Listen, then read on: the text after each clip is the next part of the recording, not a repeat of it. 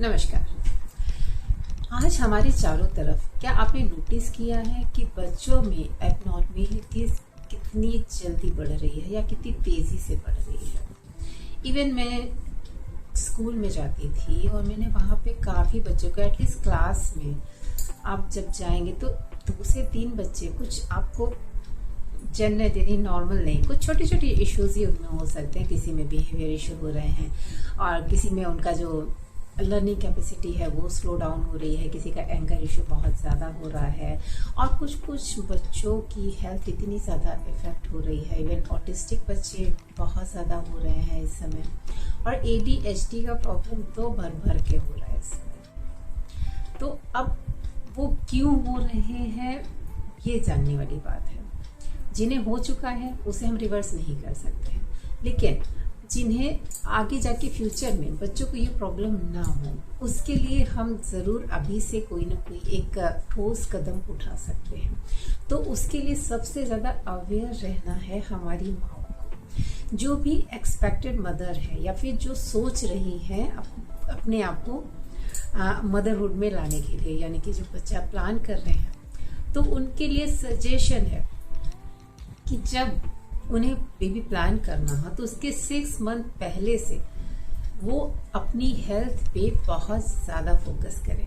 Even वो physical health हो, उनकी डाइट हो या फिर उनका एक्सरसाइज रूटीन हो या फिर उनकी मेंटल हेल्थ, उन्हें अपने चारों पिलर पे काम करना होगा। Diet, exercise, meditation, counselling. Counselling को लोग बुरा समझते हैं कि अगर आपको कोई मेंटल इश्यू है तभी आप काउंसलर के पास जाएंगे, बट ऐसा नहीं है। काउंसलर हमारी हेल्प करते हैं कि कैसे हम सही डायरेक्शन में चल सके, बिकॉज उन्हें नॉलेज होता है, एक्सपीरियंस होता है, उन्होंने स्टडी किया होता है और वो जान सकते हैं कि कहाँ आपके डीप में, यानी कि कहाँ आपके रूट में किस तरीके के थॉट्स है जो आपको अफेक्ट कर सकते हैं। कुछ आपकी मेमोरीज होती है और कुछ आपकी कुछ सोच जिसे कहते हैं जो बहुत पहले से आपके पेरेंट्स से आप में आ गई है, आपके सराउंडिंग से आप में आई है, आपकी सोसाइटी से आप में आई है। वो जो थॉट्स होते हैं जो बचपन से शायद हमारे अंदर आ चुके होते, मेरे अंदर भी बहुत सारे बिलीव्स और थॉट्स आए, तो उसका रिजल्ट ये होता है अगर टाइम से अगर वो थॉट्स पॉजिटिव है तो वो बेनिफिशियल हो सकते हैं, लेकिन अगर वो नेगेटिव है, हमारे जो बिलीव्स हैं वो नेगेटिव है तो अफेक्ट करते हैं, इवन हमारी हेल्थ को करते हैं। और उसके साथ ही साथ अगर हम कोई बेबी प्लान कर रहे हैं तो वो डायरेक्टली उस पर असर आता है। ये हमें अभी समझ में नहीं आता है, लेकिन जब बच्चे की डिलीवरी होती है, बच्चा नॉर्मल होता है, फिर आप देखेंगे धीरे धीरे उसमें चेंजेस आने स्टार्ट हो जाते हैं। और मैंने ये एक्सपीरियंस किया है, इसलिए मैं आपको बहुत ही स्ट्रांगली ये बोलना चाहती हूँ कि प्लीज़ अपनी हेल्थ पे फोकस करें। जो भी एक्सपेक्टेड मॉम्स हैं या फिर जिनके बच्चे छोटे हैं तो वो स्टार्ट से ही वॉच करें अपने बच्चे के एक एक बिहेवियर, एक एक छोटे छोटे स्टेप्स को भी आप वॉच करें। मैं नहीं कहती कि आप बिल्कुल डीप में जाएं ऐसा कुछ, लेकिन आप कैसे अपने लेवल पे भी उसे इम्प्रूव कर सकते हैं बहुत ही इजीली। अगर कुछ ऐसे इश्यूज होते हैं तो मैं यहाँ हूँ आप सबकी हेल्प के लिए, as a counsellor, as a dietitian, as a yoga trainer, as a meditation coach.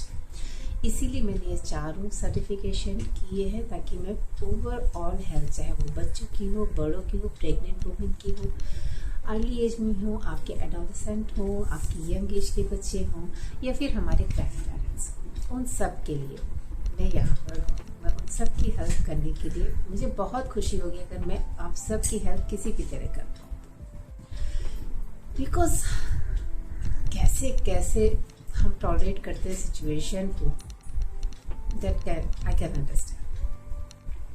तो बात हम कर रहे थे एक्सपेक्टेड मॉम जो होने वाली है या फिर जो होना चाह रही है।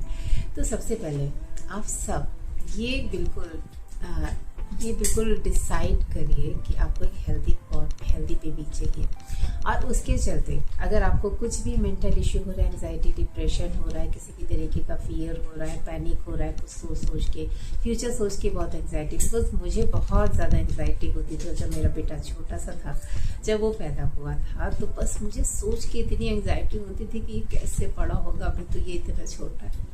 रियली बहुत ज़्यादा एंग्जाइटी होती थी मुझे ये सोच सोच के, और शायद उसका इफेक्ट मेरे बच्चे पर भी आता और आया, थोड़ा बहुत आया। तो इसीलिए मैं आप सबसे यही कहूँगी कि सबसे पहले अपने स्ट्रेसेस को मैनेज करें। तो उसके लिए प्रेगनेंसी में भी आप योगा कर सकते हैं। योगा के छोटे छोटे आसन होते हैं, अगर आप मुझसे कनेक्ट होंगे तो मैं प्रेग्नेंट वुमेन्स के लिए भी योगा सजेस्ट करूँगी, और बहुत ज़्यादा बेनिफिशियल होता है उनके लिए। ब्रीदिंग एक्सरसाइजेस, हमारी बॉडी के जो मूवमेंट्स होते हैं वो बॉडी में हमारे स्ट्रेस को स्टोर नहीं होने देते हैं, और अगर स्ट्रेस स्टोर नहीं होगा तो वो आपके बच्चे में नहीं जाएगा। इवन उस टाइम के लिए तो आप बिल्कुल ज़रूर से ज़रूर अपना डाइट बिल्कुल प्रॉपर रखें, डेली योगा करें, मेडिटेशन करें, ब्रीदिंग एक्सरसाइजेस करें, तो आप खुद देखेंगे कि आपके घर में क्या बच्चे पैदा होते हैं, जीनियस माइंड पैदा होंगे। आप रियली बिलीव, बहुत ज़्यादा असर होता है इन सब चीज़ों का। जब तक हमें नॉलेज नहीं था तो कैसे भी चलता था, लेकिन अगर अब फैसिलिटी मिल रही है तो आप सबको उसे ग्रैब करना चाहिए, और बिल्कुल करना चाहिए। कैसे कैसे नहीं करना है, अभी जो करना है बहुत अच्छा करना है, तो आप वो सोच के चलिए, क्योंकि स्टार्ट में आप थोड़ा एफर्ट ले रहेंगे ना, तो फ्यूचर में आपके लिए और आपके बच्चों के लिए बहुत अच्छा होगा। फर्स्ट, आप डाइट कैसी रखें, तो थोड़ा बहुत गाइड मैं अभी आपको कर दे रही हूँ, तो एटलीस्ट बेसिक आइडिया आपको हो जाएगा। और उसके बाद अगर अदर इन्फॉर्मेशन चाहिए तो मेरा नंबर, व्हाट्सएप नंबर दिया हुआ है, उस नंबर पे आप जाके मुझसे मैसेज कर सकती हैं। अगर आपको कंसल्टेशन चाहिए तो आप कंसल्टेशन ले सकती हैं, जिससे कि आपको प्रॉपर डाइट में क्या लेना है, कितनी क्वांटिटी में लेना है। और योगा क्लासेस मेरे अवेलेबल हैं, आप जब चाहें आप मुझसे कनेक्ट कर सकते हैं, तो मैं आपको बताऊंगी अपनी टाइमिंग के बारे में, जो आपकी टाइमिंग से मैच कर सके। उस हिसाब से मैं आपका और अपना शेड्यूल देख के फिर वो डिसाइड करूँगी कि किस टाइम में आप कर सकते हैं। बिकॉज आप ये दोनों करते हैं तो साथ में आपका मेडिटेशन भी मैं करवाऊँगी, और धीरे धीरे आपकी जो काउंसलिंग, जो कि आपके डेली के स्ट्रेसेस या थॉट्स होंगे, नेगेटिव थॉट्स आपके माइंड में आएंगे, वो भी धीरे धीरे रिजॉल्व हो जाएंगे, यानी का डेली टू डेली डिटॉक्स होता जाएगा, ओवरऑल माइंड का भी, बॉडी का भी। तो आप खुद सोचिए, आपकी हेल्थ भी अच्छी होगी और आपके बेबी की भी हेल्थ अच्छी होगी। ये टॉपिक एक्चुअली मेरे माइंड में बहुत दिनों से चल रहा था। मैं अपने चारों तरफ बच्चों को देखती हूँ, कुछ जीनियस बच्चे, कुछ इतने शार्प हैं कि उनको समझ में नहीं आता इतनी एनर्जी उनके पास, कि इतनी एनर्जी को वो कहाँ यूटिलाइज करें। और कुछ बच्चों को ऐसा देखा मैंने कि वो एक अपने छोटे छोटे से गोल को अचीव करने के लिए उन्हें कितना स्ट्रगल करना पड़ रहा है। रियली मुझे देख के इतना इतना टचिंग लगता था वो, कि आई कांट एक्सप्रेस। इसलिए मैं यही चाहती हूँ कि पहले से आप अवेयर रहें, और जिन बच्चों को प्रॉब्लम हो चुकी है उनकी भी थेरेपी सेशंस होते हैं ऑनलाइन, तो मैं आपको सजेस्ट कर पाऊंगी उस टाइम में आप बच्चों की डाइट कैसी रखें, ताकि उनके स्ट्रेस कैसे नॉर्मलाइज, उनकी बॉडी का इन्फ्लेमेशन कैसे कम हो। और एक्सरसाइजेस में भी आपको सजेस्ट कर सकती हूँ, जो कि आप घर में अपने बच्चों को करवा सकती हैं। और अगर आप जुड़ना चाहें तो मेरे साथ जुड़ सकते हैं, मैं उन्हें ऑनलाइन एक्सरसाइजेस भी करवा सकती हूँ, और धीरे धीरे उन्हें मेडिटेशन में भी इंडल्ज करवा लूँगी, बिकॉज मैंने अपने बेटे को भी धीरे धीरे मेडिटेशन में इंडल्ज किया, तो काफ़ी अच्छा रिजल्ट उसका होता है। और वो बात भी करेंगे, उनको प्ले थेरेपी के थ्रू ही हम कैसे क्या करना है, प्ले थेरेपी के थ्रू उनके जितने भी स्ट्रेसेस हैं ना, वो धीरे धीरे डाउन होते चले जाते हैं। और जैसे जैसे स्ट्रेसेस उनके कम होते जाएंगे, उनके बॉडी के मूवमेंट अच्छे होते जाएंगे, फ्लेक्सिबिलिटी अच्छी आती जाएगी, और वो खुश रहना स्टार्ट कर देंगे। अदरवाइज वो बहुत स्ट्रेस रहते हैं, देखने में आपको लगेगा कि एवरीथिंग इज नॉर्मल, बट कुछ भी नॉर्मल नहीं होता है उनके मन में। उनका माइंड बहुत ही ज़्यादा सेंसिटिव होता है, क्योंकि उनका जो कॉग्निटिव माइंड होता है वो एक्टिव नहीं होता है, उनका जो एमिगडाला रीजन है वो एक्टिव होता है फुल टाइम। उनकी बॉडी में यही आपके जितने भी स्ट्रेसेस हार्मोन है, कॉर्टिसोल, एड्रेनलिन रिलीज होते रहते हैं, यानी कि आपका डोपामाइन रिलीज होने के चांसेस बहुत कम होते हैं, एपिनेफ्रिन कम रिलीज होता है, जिससे कि उनकी बॉडी का रिलैक्सेशन नहीं होता। एक्सरसाइज और योगा मेडिटेशन के थ्रू उनका जो ये स्ट्रेस है, यानी कि उनके जो हैप्पी हार्मोन है वो रिलीज होते हैं, उनके स्ट्रेस हार्मोन डिमिनिश होते हैं, ये फ़ायदा होता है। और जो डाइट में देती हूँ उससे उनकी बॉडी का इन्फ्लेमेशन रिड्यूस होता है, उनकी ब्रेन हेल्थ अच्छी होती है, और प्रोटीन, न्यूट्रिएंट, जितने भी अमाउंट में उनकी बॉडी के हिसाब से रिक्वायरमेंट होती है, उनकी हेल्थ कंडीशन के हिसाब से रिक्वायरमेंट होती है, वो डाइट प्लान उनको मिलता है जिससे कि उनकी हेल्थ भी इम्प्रूव होती है, बॉडी का इन्फ्लेमेशन कम होता है, यानी कि ओवरऑल फुल पैकेज हमको यानी आपको एक जगह मिलेगा। अगर आप बच्चों के लिए चाहे, अपने लिए चाहे, घर में किसी भी इंडिविजुअल के लिए, लेकिन उसके लिए उनकी फुल हेल्थ के बारे में आपको मुझे बताना, ठीक है। उन सब के लिए आप व्हाट्सएप कर सकते हैं, अपॉइंटमेंट बुक कर सकते हैं, ठीक है। चलिए ये सब तो ये बातें हो गई। चलिए बेसिक डाइट में बताना चाहूँगी आप सब प्रेग्नेंट वुमेन को, और ये जो भी एक्सपेक्टेड है 6 मंथ बिफोर से आप प्रैक्टिस कर सकते हैं इस डाइट की और कुछ एक्सरसाइजेस की। तो डाइट में बेसिकली हमारा कार्बोहाइड्रेट, प्रोटीन एंड फैट, ये हमारे मेजर कंपोनेंट आते हैं, और साथ में आपके जो माइक्रोन्यूट्रिएंट में आएंगे आपके मिनरल्स है, विटामिन है, फाइबर इंटेक आपको अच्छा रखना है। तो कार्बोहाइड्रेट इंटेक आप कोशिश करें कॉम्प्लेक्स कार्बोहाइड्रेट है, जैसा कि मैं हमेशा बताती हूँ सॉरी, बिकॉज इस टाइम में भी आपको स्टार्ची फूड्स थोड़े अवॉइड करने होते हैं, कार्बोहाइड्रेट इंटेक थोड़ा सा कम करना होता है, यानी कि आपके रिफाइंड कार्बोहाइड्रेट, रिफाइंड में आपके शुगर है, गुड़ है, हनी है, मैदे की चीज़ें हैं, बेकरी आइटम्स हैं, पैक्ड फूड है, जितने भी वेफर्स हैं, बिकॉज उस टाइम में क्रेविंग आपको बहुत होगी, लेकिन आपको अपनी क्रेविंग को कंट्रोल रखना है। इवन गर्मी के मौसम में तो आइसक्रीम भी आपको बहुत ज़्यादा नहीं खानी, ठीक है। कभी कभी आपकी इच्छा हो रही है तो आप घर में बना के अपनी कुल्फ़ी ले सकते हैं, दूध की बनाई हुई कुल्फ़ी, वो आपके लिए ज़्यादा बेटर रहेगा। कोशिश करें कि बाहर की चीज़ों पे आप ना जाए, जो भी चाहिए घर में बना के खाएं या फिर बनवा के खाएं, ठीक है। तो ये हो गया हमारा कार्बोहाइड्रेट। आप थोड़े मोटे अनाज, ज्वार, बाजरा, रागी यूज़ करिए, थोड़े सोयाबीन कंटेंट आप बढ़ा देंगे तो और अच्छा रहेगा, प्रोटीन इंटेक आपका अच्छा हो जाएगा। और प्रेगनेंसी के टाइम में आपको आपका प्रोटीन इंटेक बढ़ाना होता है, कि जितनी नॉर्मल प्रोटीन आप ले रहे हैं अपनी बॉडी वेट के हिसाब से 0.8 ग्राम के हिसाब से, तो आपको उसमें 15 से, यानी स्टार्ट में है तो 15 ग्राम प्रोटीन आप बढ़ाएंगे। उसके बाद 6 मंथ के बाद जब आप आते हैं तो अराउंड 30 ग्राम प्रोटीन आपको फुल बढ़ा लेना होता है अपनी डाइट के अलावा। वो आपके बच्चे की हेल्थ के लिए ज़रूरी है, बिकॉज प्रोटीन डाइट बहुत ज़्यादा रिक्वायर्ड होती है आपके बच्चे की मस्कुलर हेल्थ के लिए, उसके जितने भी टिश्यूज़ फॉर्म होंगे और जितना भी उसका ब्लड है, सर्कुलेशन है, एंजाइम्स है, हार्मोन्स है, वो सारी चीज़ें प्रोटीन से ही फॉर्म होती हैं।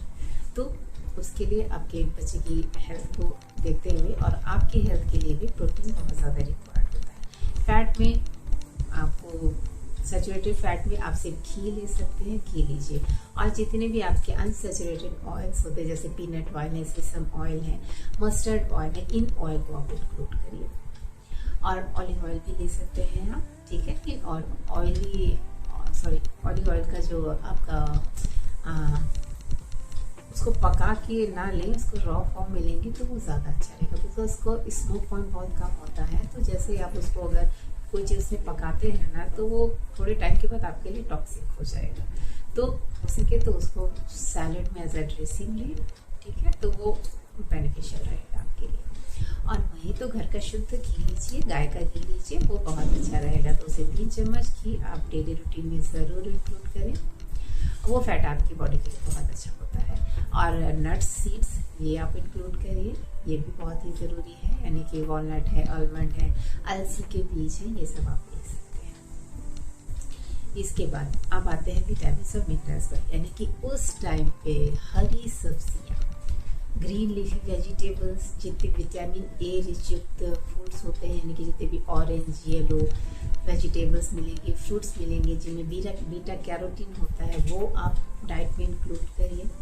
और ग्रीन वेजिटेबल्स में जैसे कि पालक है, मेथी है, बथुआ है, आपके क्लस्टर बीन्स हैं जिसे हम गवार कहते हैं, ठीक है, ब्रॉड बीन्स है, जितने भी बीन्स हैं ये सब इंक्लूड करिए, बिकॉज इसमें हमारा फॉलिक एसिड होता है। जो फॉलिक एसिड बहुत ज़्यादा रिक्वायर्ड होता है जब भी आप प्रेग्नेंट है या प्रेगनेंसी के पहले भी फॉलिक एसिड की रिक्वायरमेंट बहुत ही ज़्यादा होती है, बिकॉज फॉलिक एसिड की डिफिशियंसी की वजह से बच्चों में न्यूरल ट्यूब इफेक्ट होता है, एज यू नो, बहुत ज़्यादा इफेक्ट्स होते हैं, उनकी बॉडी डेवलपमेंट में बहुत ज़्यादा फ़र्क आता है।